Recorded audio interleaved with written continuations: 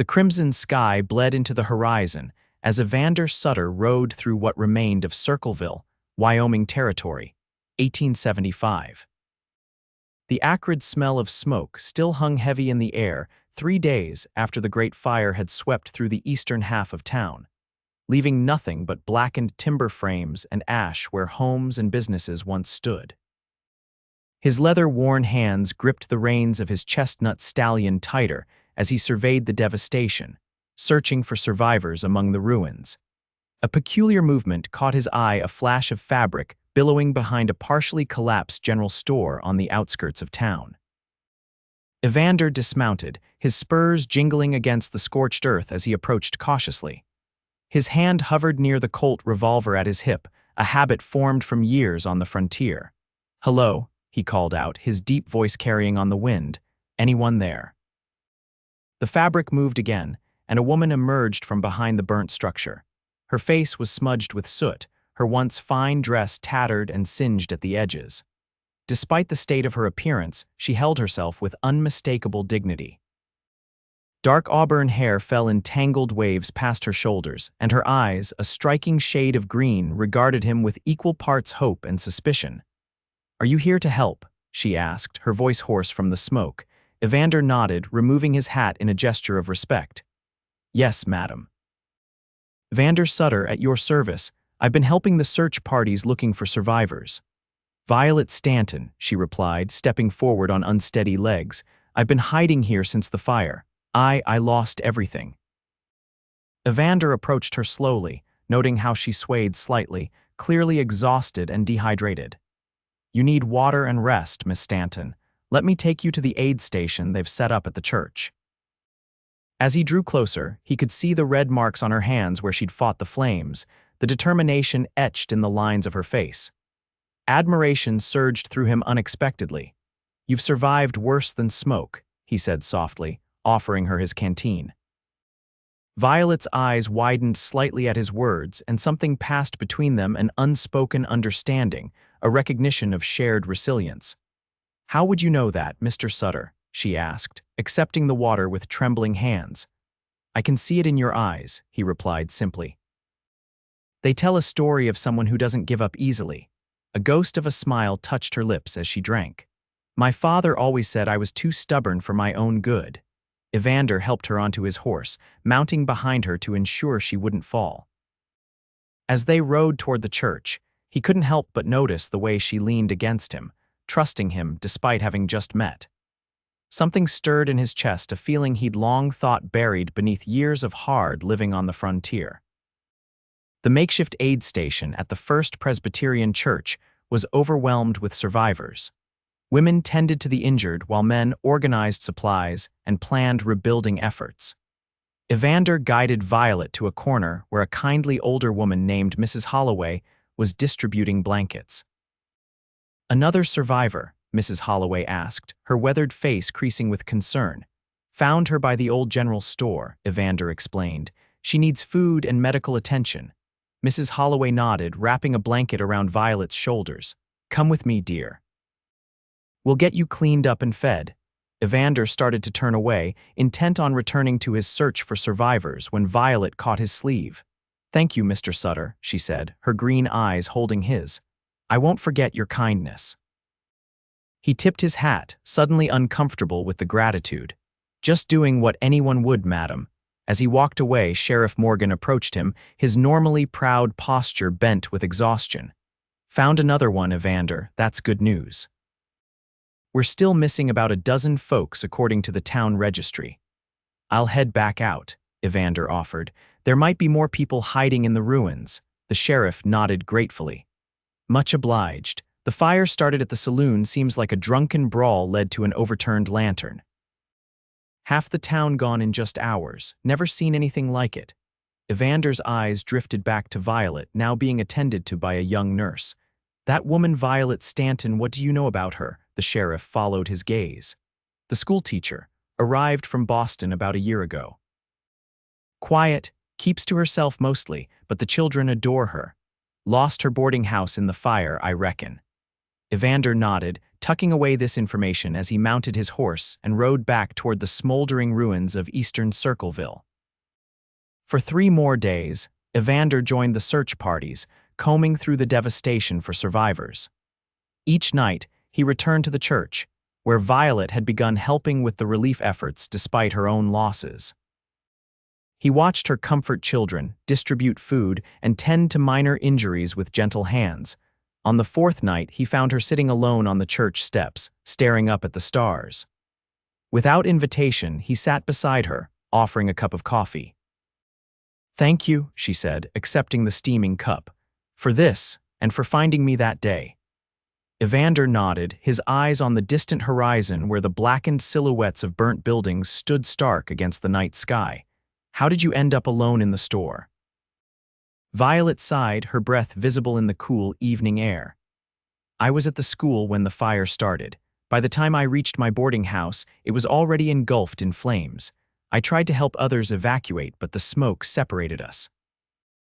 I became disoriented and eventually found shelter behind that store." "You were trying to help others even as you lost everything?" Evander asked, impressed. She shrugged, a modest gesture that belied the courage of her actions. "Wouldn't anyone?" "No," he said honestly. "Not everyone would risk their life for strangers." They fell into a comfortable silence, sipping their coffee as the stars multiplied overhead. "What about you, Mr. Sutter?" Violet finally asked. "You're not from Circleville. What brings you here?" Evander considered his answer carefully. "I was passing through. I've been working cattle drives between Wyoming and Montana for the past few years." "A cowboy without a home," she observed softly. He nodded, surprised by how accurately she'd summed up his existence. "Something like that. And before that," she pressed gently. Evander tensed, his fingers tightening around his cup. "A lot of things, none of them worth talking about." Violet studied his profile in the moonlight. "Everyone has a story, Mr. Sutter, even those who prefer not to tell it." He met her gaze, struck by the wisdom in her eyes. "Some stories are better left untold, Miss Stanton." "Perhaps," she conceded.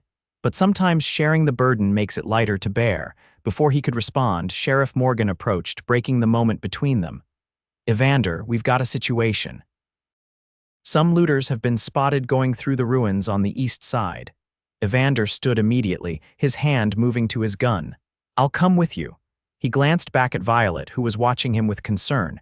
"Be careful, Mr. Sutter," she said softly.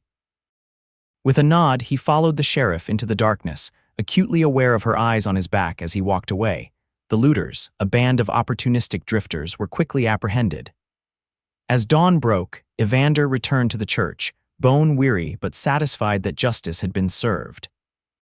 He found Violet asleep on a pew, a child's head resting in her lap. The sight stirred something in him, a longing for a kind of peace he'd never known. As the days passed, the people of Circleville began the arduous task of rebuilding. Evander, who had initially planned to stay only long enough to help with immediate relief efforts, found himself volunteering for reconstruction crews. Each evening, he would seek out Violet, and they would share quiet conversations about the day's progress. 2 weeks after the fire, Violet approached him as he worked on framing a new general store. "Mr. Sutter," she said, holding out a basket. "I brought you some lunch. You've been working since sunrise." Evander climbed down from the scaffolding, wiping sweat from his brow. "Thank you, Miss Stanton. That's very thoughtful." They sat on a pile of lumber, sharing the bread and cheese she'd brought. Nearby, other workers continued hammering and sawing, the sounds of rebuilding filling the air. "The school board met yesterday," Violet said between bites. "They've decided to rebuild the schoolhouse, but it won't be ready for at least 2 months. In the meantime, we'll hold classes in the church." "You're staying then?" Evander asked, trying to keep his tone casual. She nodded, her eyes on the horizon. "I thought about leaving, going back east to my sister in New York. But these children need education, especially now, and besides." She hesitated, then continued softly, "I've grown fond of Wyoming." Evander felt a surge of relief at her words, though he couldn't quite explain why her decision to stay affected him so strongly. "It grows on you," he agreed. "The land out here has a way of becoming part of you." "And what about you?" Violet asked, turning to face him fully. "Will you stay in Circleville?" The question caught him off guard. For years, he'd never stayed in one place long enough to put down roots, always moving on before connections could form or the past could catch up with him. "I haven't decided," he answered honestly. "There's still much to be done here." Violet seemed to accept this non-committal response, but Evander caught the flicker of disappointment in her eyes. It troubled him more than it should have. That evening, a town meeting was held to discuss the rebuilding efforts. Mayor Thornton stood before the gathered citizens in the church, his voice echoing off the wooden walls. "Friends and neighbors," he began, "the fire that devastated our town has tested us sorely, but it has not broken us. Thanks to the generosity of neighboring communities and the tireless work of volunteers, we are beginning to rise from the ashes." Murmurs of agreement rippled through the crowd. "Today, I'm pleased to announce that the territorial governor has approved emergency funds to assist with our rebuilding efforts," the mayor continued. "These funds will help us reconstruct public buildings and assist those who lost their homes and livelihoods."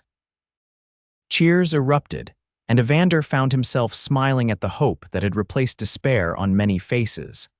His eyes sought Violet in the crowd, finding her seated with a group of children. She caught his gaze and smiled, a genuine expression that transformed her face and sent an unexpected warmth through his chest. After the meeting, Evander was approached by Theodore Walsh, the owner of the largest cattle ranch outside Circleville. "Mr. Sutter," Walsh said, extending his hand. "I've heard good things about your work these past weeks. I understand you have experience with cattle," Evander nodded, shaking the man's hand. "Yes, sir. I've been on drives from Texas to Montana." "I could use a man with your skills," Walsh said. "My foreman left for Colorado last month, and the position remains open. It would be year-round work, good pay, with quarters on the ranch." The offer was unexpected and generous, the kind of stability Evander had avoided for years. His instinct was to decline politely, to explain that he would be moving on soon. But before he could respond, he caught sight of Violet again, now helping an elderly woman to her feet. "I appreciate the offer, Mr. Walsh," Evander said slowly. "Could I have some time to consider it?" Walsh nodded. "Of course, the position is yours if you want it. Let me know by the end of the week." As the crowd dispersed, Evander made his way to Violet, who was preparing to leave with Mrs. Holloway. "Miss Stanton," he called, "may I walk you back to your lodgings?" She turned, surprise evident on her face, before a smile curved her lips. "I would appreciate that, Mr. Sutter." They walked in companionable silence through the streets of Circleville, past the construction sites where new buildings were already taking shape. The night was clear, stars scattered like diamonds across the velvet sky.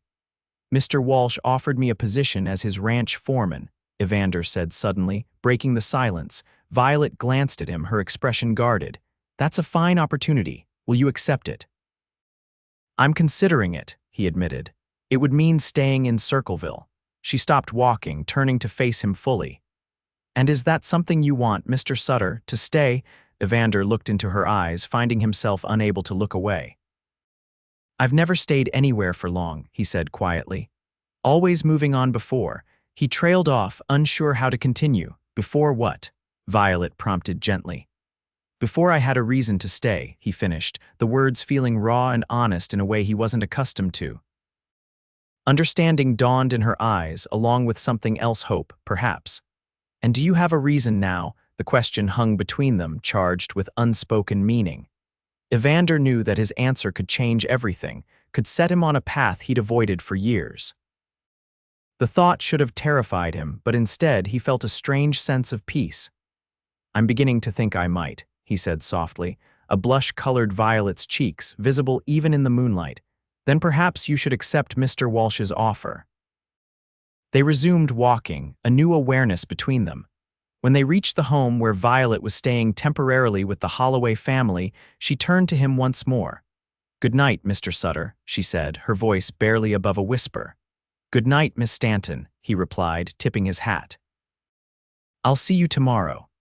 As he walked back toward his rented room above the still-standing Western Saloon, Evander felt lighter than he had in years. For the first time in a long while, he was considering a future rather than running from his past. The next morning, Evander sought out Mr. Walsh and accepted the position as ranch foreman. The decision felt right, as if he'd been moving toward this moment without realizing it. Later that day, he shared the news with Violet as they helped sort donated clothing for fire victims. "I'll be starting at the Walsh Ranch next Monday," he told her, watching her face carefully for her reaction. A smile bloomed across her features, lighting her eyes. "I'm glad, Mr. Sutter. Circleville would be poorer without you." "I was thinking," he said, suddenly feeling uncharacteristically nervous, "perhaps you might call me Evander now. Mr. Sutter seems overly formal after all we've been through." Violet's smile widened. "Only if you'll call me Violet. Violet," he repeated, enjoying the way her name felt. "It suits you." A comfortable silence fell between them as they continued their work, but Evander couldn't help stealing glances at her. There was something about Violet that drew him: her strength, her kindness, the quiet dignity with which she'd faced her losses. He found himself wanting to know everything about her, to understand what had shaped her into the woman she was. That evening, he invited her to dinner at the Western Star Hotel, the only restaurant that had survived the fire. They sat at a small table near the window, the glow of lamplight casting a warm hue over their conversation. "Tell me about Boston," Evander prompted as they waited for their meal. "What brought you all the way to Wyoming Territory?" Violet traced the rim of her water glass thoughtfully. "I taught at girls' school in Boston for 3 years after completing my education. It was respectable work, but—" She paused, searching for the right words. "I felt confined both by the city and by the expectations placed on a woman in my position. When I saw the advertisement for a teacher in Wyoming Territory, it seemed like an opportunity for something different." "That took courage," Evander observed. "Many would find the idea of leaving civilization for the frontier daunting." A small smile played at her lips. "My parents were horrified. My mother believed I was throwing away my prospects for marriage. My father worried about Indians and outlaws." Her expression grew more serious. "But I needed to prove something to myself, that I could make my own way on my own terms." Evander nodded, understanding all too well the need to forge one's own path. "And have you made your own way?" "I believe I have," she said with quiet confidence. "Even with the setback of the fire, I don't regret my decision to come west."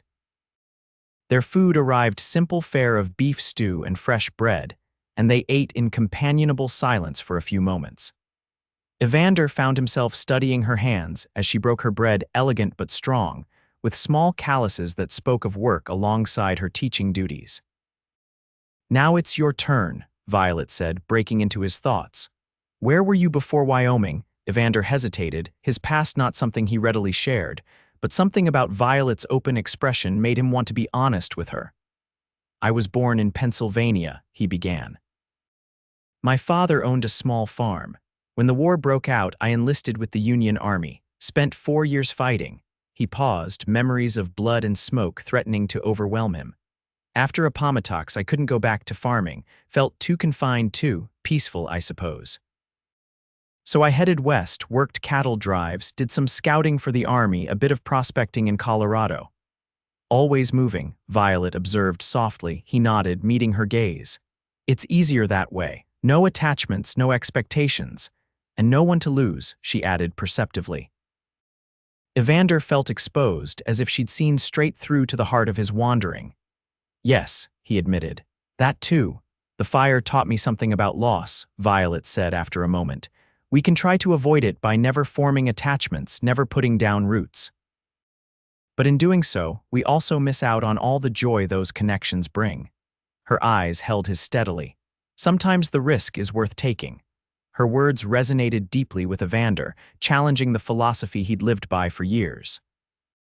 Before he could respond, the owner of the hotel approached their table. "Miss Stanton, Mr. Sutter," he greeted them warmly. "I hope you're enjoying your meal. I wanted to let you know that we're holding a social gathering this Saturday night, a celebration of our town's resilience, and a chance for some much-needed merriment after all the hardship." "That sounds lovely, Mr. Hargrove," Violet replied with a smile. "Indeed it does," Evander agreed. Though social gatherings had never been his preference, after the owner left, Evander cleared his throat.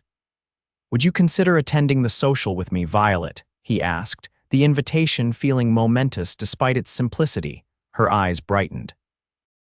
"I would be delighted, Evander." The rest of their dinner passed pleasantly, their conversation turning to lighter topics: the progress of the rebuilding, the quirks of Circleville's residents, the beauty of the Wyoming landscape. As Evander walked Violet back to the Holloway's home, he felt a contentment he hadn't experienced in years.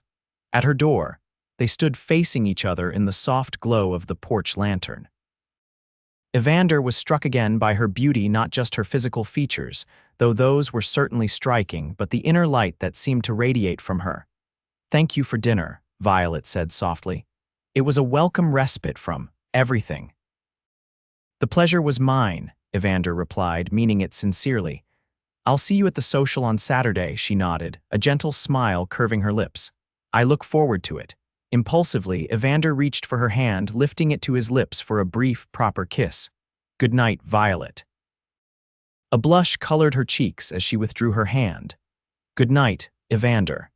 As he walked back to his rented room, Evander marveled at how quickly Violet Stanton had come to matter to him. In just a few weeks, she had somehow breached the carefully constructed walls around his heart, making him question the solitary life he'd chosen after the war.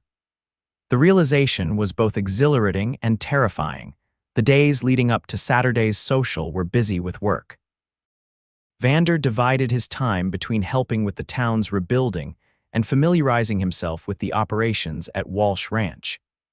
The property was impressive: several thousand acres of good grazing land with a substantial herd of cattle and a comfortable ranch house.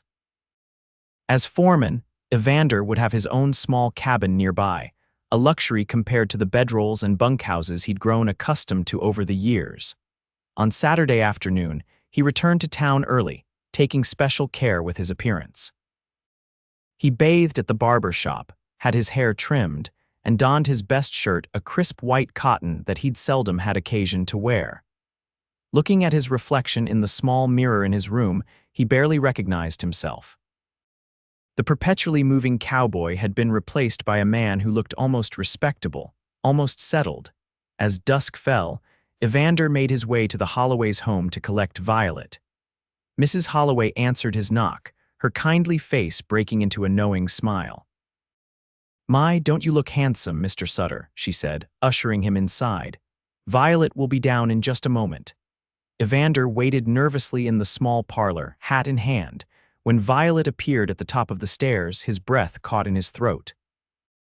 She wore a dress of deep blue that complemented her auburn hair, which was arranged in an elegant style he hadn't seen before. The simplicity of her attire only enhanced her natural beauty. "You look beautiful," he said when he found his voice. Violet smiled, a hint of shyness in her expression as she descended the stairs. "Thank you. You look quite handsome yourself." He offered his arm and she took it, the warmth of her hand seeping through his sleeve. As they walked toward the hotel where the social was being held, Evander was acutely aware of the envious glances from other men they passed. The knowledge that Violet had chosen to accompany him filled him with an unfamiliar pride. The Western Star Hotel had been transformed for the occasion.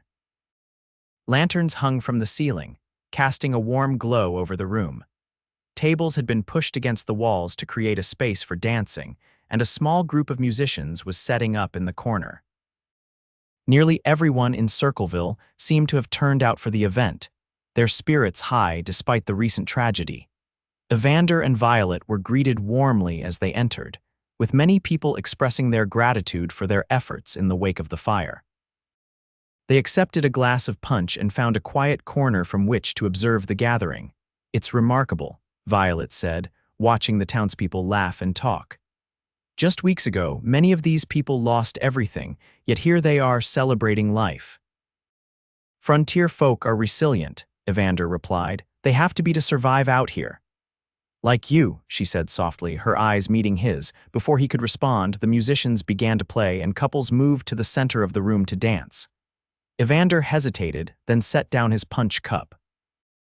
"Would you care to dance?" he asked, extending his hand. Violet placed her hand in his. "I'd be delighted, though I should warn you I'm not particularly skilled." That makes two of us, Evander admitted with a smile. They moved onto the improvised dance floor, Evander placing his hand respectfully at her waist while she rested hers on his shoulder. They began to move in time with the music, a bit awkwardly at first, but soon finding their rhythm together. When was the last time you danced? Violet asked, her eyes bright with enjoyment despite their occasional missteps. Evander thought for a moment. A wedding in Denver perhaps 5 years ago, and you, a school function in Boston shortly before I left for Wyoming, she replied, though I much prefer this dance. As do I, he said softly, meaning it more than she could know. As they danced, Evander became increasingly aware of how perfectly Violet fit in his arms, how natural it felt to move with her across the floor.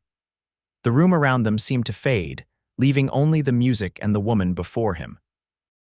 When the song ended, they remained standing close for a moment longer than necessary, reluctant to break the connection. Finally, Evander stepped back, offering his arm to lead her from the dance floor. They enjoyed the rest of the evening together, dancing several more times, conversing with townspeople, and sharing a simple supper provided by the hotel. Throughout it all, Evander found his gaze returning to Violet, drawn by her laugh, her smile, the animated way she spoke with her hands when excited. As the night drew to a close, they stepped outside into the cool evening air. The stars above were brilliant in the clear Wyoming sky, the Milky Way a ribbon of light across the darkness. Would you like to walk for a while? Evander asked. Not ready for the evening to end, Violet nodded, and they strolled together through the quiet streets of Circleville. They made their way to a small rise at the edge of town, where they could see both the rebuilt structures and the empty lots where new buildings would soon stand. It's going to be a fine town again, Evander said, looking out over the landscape. Yes, it is, Violet agreed. Better than before, perhaps, because now we know what can be lost and what can be saved. Evander turned to look at her, struck again by her wisdom. And what can be found, he added softly. Violet met his gaze, her eyes reflecting the starlight. Yes, she whispered, what can be found? In that moment, with the vast Wyoming sky above them and the resilient town spread below, Evander Sutter knew he was exactly where he was meant to be. Slowly, giving her time to pull away if she wished, he leaned down and pressed his lips to hers in a gentle kiss. Violet responded with a tender hesitancy that soon gave way to warmth. When they finally parted, Evander rested his forehead against hers, his hands cradling her face. I never expected to find you, Violet Stanton, he murmured, but now that I have, I can't imagine walking away. Then don't, she replied simply, her hands resting on his chest. Stay. I will, he promised, sealing his words with another kiss. The days that followed were filled with work and a deepening connection between Evander and Violet. As he settled into his role at Walsh Ranch and she prepared for the reopening of the school, they carved out time to be together, shared meals, walks through town, quiet evenings on the porch of his new cabin. 2 months after the fire, the new schoolhouse was completed, a sturdy structure of pine and local stone that stood as a testament to the town's commitment to education. Violet threw herself into preparing the classroom, and Evander often stopped by after his day's work to help her arrange desks or hang maps. It's a fine school, he told her one evening as they stood in the completed classroom. The children are fortunate to have you as their teacher. Violet smiled, running her hand along a new desk. I'm fortunate to have this second chance. For a while after the fire, I wasn't sure if I would stay in Circleville. Evander stepped closer, taking her hand. What changed your mind? Her eyes met his, filled with affection. You found me in the ashes and reminded me that I've survived worse than smoke. You gave me hope when I needed it most. Moved by her words, Evander drew her into his arms. You gave me something too, Violet, a reason to stop running. Their kiss was gentle at first, then deepened with a passion that had been building between them for weeks. When they finally parted, both were breathless, their hearts racing in unison. I love you, Violet Stanton, Evander said, the words coming easily despite never having spoken them to a woman before. Tears shimmered in her eyes as she smiled up at him. And I love you, Evander Sutter. 1 week later, on a perfect autumn day, Evander stood nervously in the newly rebuilt church of Circleville. Beside him stood Thomas Walsh, serving as his best man. The small sanctuary was filled with townspeople who had come to witness the union of the schoolteacher and the ranch foreman, two outsiders who had become integral parts of their community. When Violet appeared at the back of the church, escorted by Sheriff Morgan, Evander's heart seemed to stop. She wore a simple white dress with delicate lace at the collar and sleeves. Her auburn hair was adorned with white flowers, and she carried a small bouquet of wildflowers. But it was her smile, radiant and full of love, that took his breath away. As she walked toward him, Evander reflected on the unlikely path that had brought them together. A devastating fire, a chance encounter amidst the ashes, and the discovery that sometimes what appears to be an ending is actually a beginning. Violet reached his side, her hand slipping into his with the familiarity of coming home. Together they turned to face the minister, ready to commit their lives to one another before God and their community. "Dearly beloved," the minister began, his voice carrying through the hushed church. "We are gathered here today to witness the union of Evander Sutter and Violet Stanton in holy matrimony." As they exchanged their vows, Evander's voice remained steady, his eyes never leaving Violet's. When he slipped the simple gold band onto her finger purchased with his first month's wages as foreman, he felt a sense of rightness that transcended words. "I now pronounce you husband and wife," the minister declared. "Mr. Sutter, you may kiss your bride." Evander drew Violet into his arms, kissing her with a tender passion that promised a lifetime of love and commitment. The church erupted in cheers and applause, celebrating not only their union, but also the resilience of a community that had risen from the ashes. The reception that followed at the Walsh Ranch was a joyous affair, with music, dancing, and enough food to feed the entire town. As the sun began to set, casting golden light across the rolling Wyoming landscape, Evander led his bride away from the celebration and toward the small cabin that would be their first home together. "Welcome home, Mrs. Sutter," he said, lifting her into his arms to carry her across the threshold. Violet laughed, her arms around his neck. "It's perfect," she declared, looking around at the modest cabin he had spent weeks preparing for her arrival. Fresh curtains hung at the windows, a colorful quilt adorned the bed, and wildflowers filled a pottery vase on the table, all touches Evander had added, knowing they would please her. As night fell, they sat together on the small porch, watching stars appear one by one in the vast Wyoming sky. Violet's head rested on Evander's shoulder, his arm wrapped securely around her. "I never thought I'd find this kind of happiness," he admitted softly. "After the war, I convinced myself that I wasn't meant for a settled life, for love and family." Violet looked up at him, her eyes reflecting starlight. "And now I can't imagine any other life but this one with you," he replied, kissing her tenderly. "You changed everything, Violet. We changed each other," she corrected gently. "Two lost souls who found their way together." In the years that followed, the Sutters became beloved fixtures in Circleville. Violet continued teaching at the school, nurturing generations of children with her gentle wisdom and firm guidance. Evander's work as foreman at the Walsh Ranch expanded as the operation grew, eventually allowing him to purchase a small parcel of land where he and Violet built a home of their own. Their first child, a son they named Daniel, was born on a snowy night in December 1876. Evander paced outside their bedroom as Mrs. Holloway attended Violet during her labor, his fears for her safety nearly overwhelming him. When the cry of his newborn son finally pierced the night, he fell to his knees in gratitude. "You have a fine, strong boy, Mrs. Holloway told him as she invited him into the room, "and your wife is doing well." The sight of Violet, exhausted but radiant, holding their son against her breast, imprinted itself on Evander's heart forever. He approached the bed hesitantly, awed by the tiny life they had created together. "Meet your son," Violet said softly, shifting the bundle so he could see the infant's face. Evander reached out a trembling hand to touch his son's cheek. "He's perfect," he whispered, his voice thick with emotion. "Would you like to hold him?" Violet asked, her eyes filled with love for both her husband and child. With careful movements, Evander took his son in his arms, marveling at how small and vulnerable he was. Looking down at the tiny face, so trusting and new, he made a silent promise to protect this child with everything he had, to be the kind of father his son could be proud of.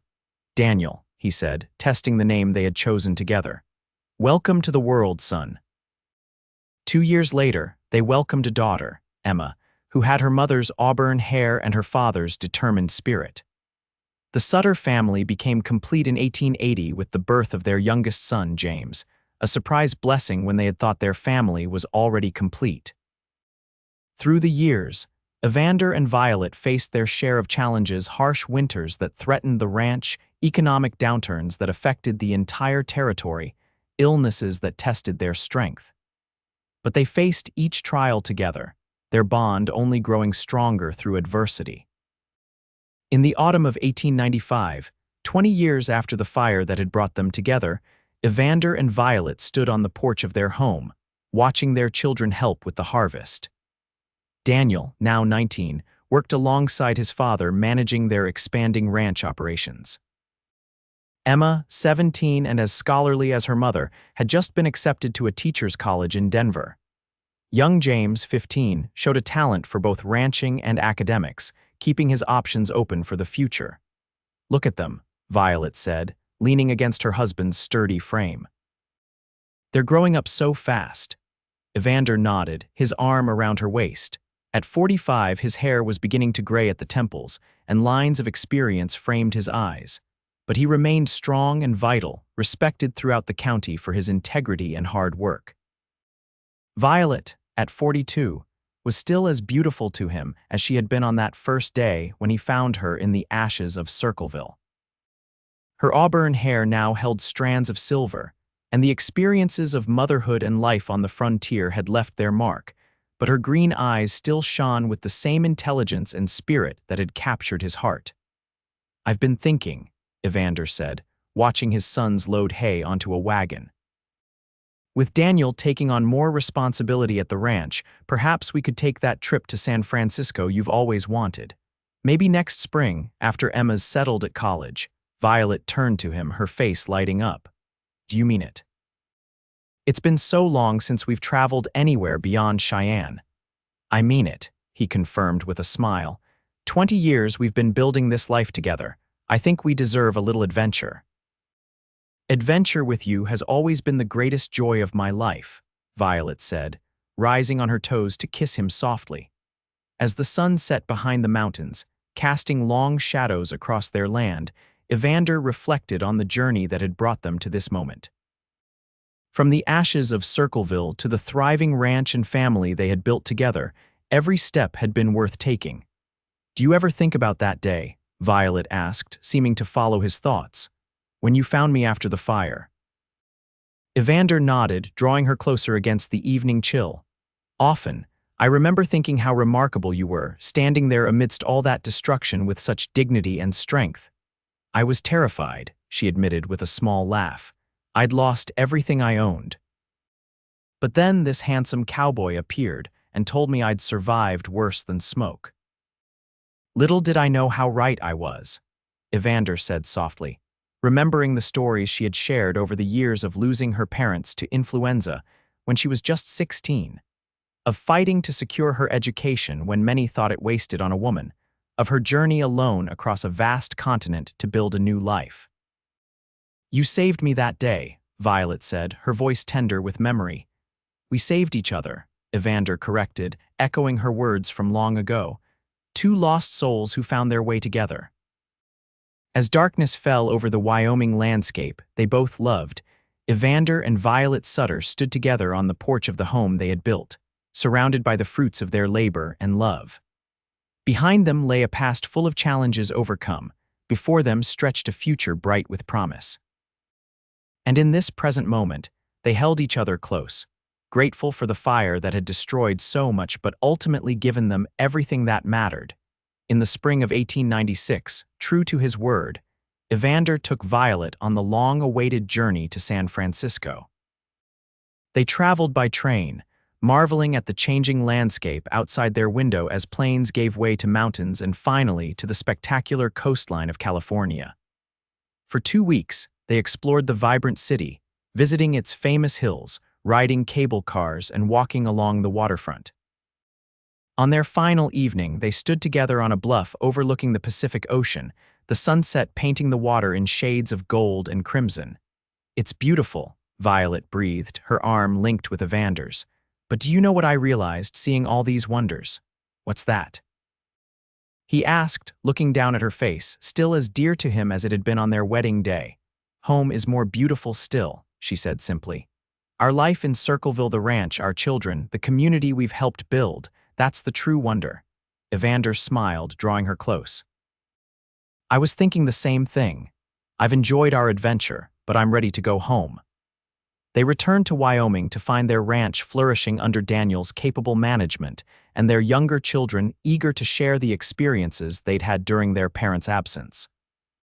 Life resumed its familiar rhythms, but with a renewed appreciation for the life they had built together. In the years that followed, the Sutter family continued to grow and change. Emma completed her education and returned to Wyoming to teach at the same school where her mother had shaped so many young minds. She later married Michael Harrison, a young lawyer who had come to Circleville to establish a practice, and they built a home near her parents' ranch. Daniel, content with ranch life, married Sarah Jenkins, the daughter of a neighboring rancher, combining their family's operations and expanding the Sutter holdings. Their marriage produced 4 children, ensuring the ranch would remain in family hands for another generation. Young James surprised everyone by developing an interest in medicine after a local doctor treated him for a broken arm. With his parents' blessing and support, he attended medical school in Denver, eventually returning to establish a much-needed practice in Circleville. As grandchildren began to arrive, Evander and Violet found new joy in watching their family expand. Sunday dinners at the Sutter Ranch became a tradition, with the large table filled with children, grandchildren, and often friends and neighbors as well. In the autumn of 1905, Circleville celebrated its 50th anniversary as a settlement. As 2 of the town's most respected citizens, Evander and Violet were asked to speak at the commemoration ceremony. Standing together before the gathered community, they shared their story of a town devastated by fire and rebuilt by determination, of strangers who became neighbors, and of 2 people who found each other amidst the ashes. "Circleville taught us that endings can be beginnings," Violet told the crowd, her voice strong despite her 62 years. "That what appears to be destruction can lead to creation, that from the ashes of what was, something even more beautiful can arise." Evander, his hair now silver but his posture still straight and proud at 65, nodded in agreement. "This town and all of you gave us a home when we needed one. You welcomed us, included us in your rebuilding, and allowed us to become part of something greater than ourselves. For that, we will be forever grateful." The celebration continued long into the night, with music and dancing under the stars. As they had done countless times over the years, Evander and Violet danced together, their movements still in perfect harmony despite the passage of time. "Do you remember our first dance?" Violet asked as they swayed to a familiar tune. "At the social after the fire," Evander smiled, the memory as clear as if it had happened yesterday. "I remember being terrified I would step on your toes and ruin any chance I had with the beautiful schoolteacher." Violet laughed, the sound as musical to him now as it had been 30 years ago. "And I was worried you would think me clumsy and unrefined." "Never," he said softly, drawing her closer. "You have always been the most graceful woman I've ever known in every way that matters." As they danced under the Wyoming stars, surrounded by the community and family they loved, Evander reflected on the remarkable journey of their lives together. From the moment he had found Violet standing amidst the ruins of Circleville, something in him had recognized her as his future, though he hadn't understood it then. Life had not always been easy. They had weathered storms, both literal and figurative droughts that threatened their livelihood, illnesses that brought fear, disagreements that required compromise. But through it all, their love had remained constant, a foundation strong enough to support whatever challenges came their way. In the winter of 1915, as snow blanketed the Wyoming landscape, Evander and Violet celebrated their 40th wedding anniversary surrounded by their children, grandchildren, and even 2 great-grandchildren. The Sutter Ranch, now primarily managed by Daniel and his sons, had grown into one of the most prosperous in the county. The town of Circleville had long since recovered from the Great Fire of 1875, evolving into a thriving community with a railroad connection, several businesses, and a school system that was the pride of the county, due in no small part to Violet's decades of influence as teacher and later school board member. At 75, Evander's hands were gnarled from years of hard work, and his steps were slower than they once had been. Violet, 72, had grown more delicate with age, her once auburn hair now a crown of silver.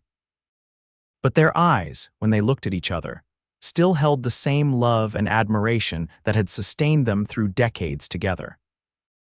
On a quiet evening shortly after their anniversary celebration, they sat together on the porch of their home, wrapped in blankets against the winter chill, watching the sun set behind the mountains. "I've been thinking about our life together," Evander said, his hand holding Violet's, their fingers intertwined as they had been countless times over the years. "About all we've seen and done, the family we've raised, the community we've helped build." Violet smiled, leaning her head against his shoulder. "It's been a good life, hasn't it? Better than anything I could have imagined when I came west as a young schoolteacher. Far better than I deserved," Evander agreed softly. "I was lost when I found you, Violet. Running from memories, avoiding connections. You gave me a reason to stay, to build something that would last. We built it together," she corrected gently, as she had so many times before.